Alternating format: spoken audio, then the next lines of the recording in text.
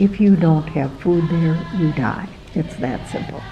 Every bit of money they have has to go for food or school fees.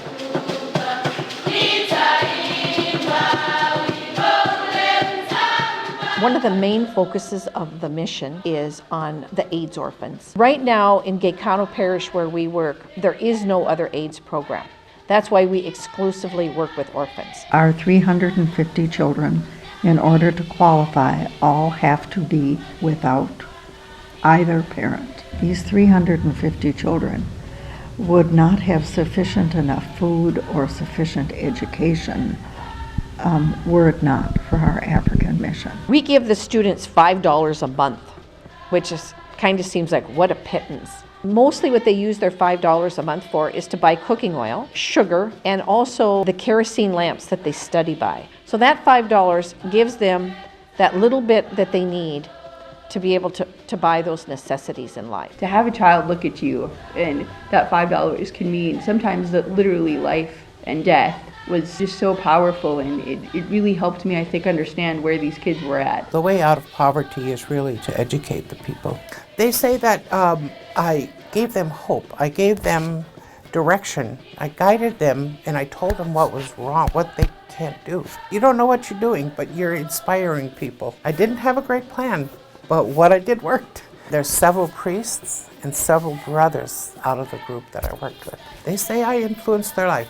Only the good Lord knows, but I'm so excited to go back and see them again. We pay for the school uniform and for school fees. Half of the school fees for a day school are about $80 a year. So we're actually not talking about very much. If they don't have their 50 cents, they are sent home for school fees.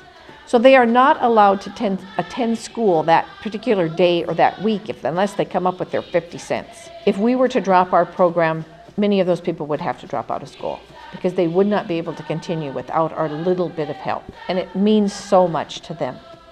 It means so much to them.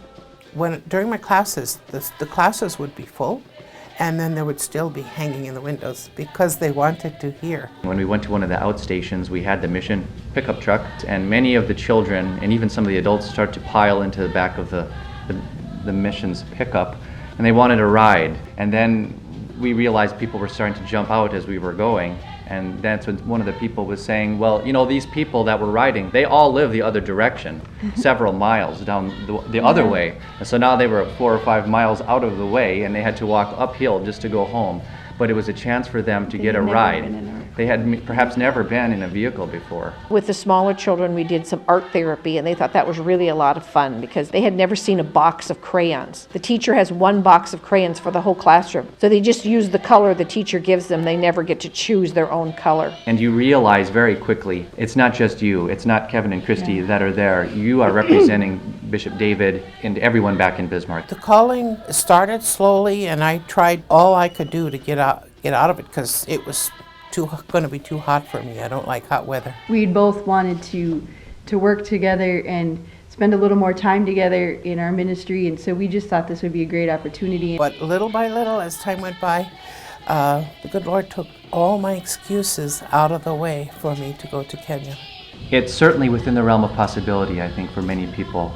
It's in some ways maybe not as hard as you might imagine. A lot of people have gifts that are very, very needed over there. There's a lot to be done. Whatever you need, God gives you at the time that you need it.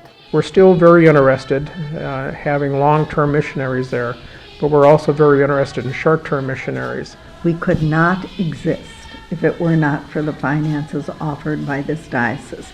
This is a very simple mission, not a lot of fancy brochures, not a lot of extra things. The money that's collected goes directly to the mission. I don't think people truly understand what their money and what the gifts can do. I think everybody's mission is to help somebody else and not to be self-centered. It could be that the one you're helping is the one who's going to become a doctor and save your child's life. I just know that right now is when these kids need us. It's not in a couple years. I mean, there's going to be another group of kids in a couple years that need, but right now we have a group of kids that need us. And I have the time and energy, and I just like to fulfill that need. My dear friends in Christ, I want to thank each and every one of you for your continued generosity in supporting the Diocese of Bismarck's African mission in the country of Kenya in East Africa. Your financial support is so appreciated and so necessary for us to be able to lend assistance to the good Catholic people of that diocese in Kenya. I ask you to please continue to be generous to this wonderful apostolate of the Diocese of Bismarck. And most especially, I ask each and every one of you to offer one Hail Mary each day for the continued success of our Catholic African mission. Thank you, and God bless you.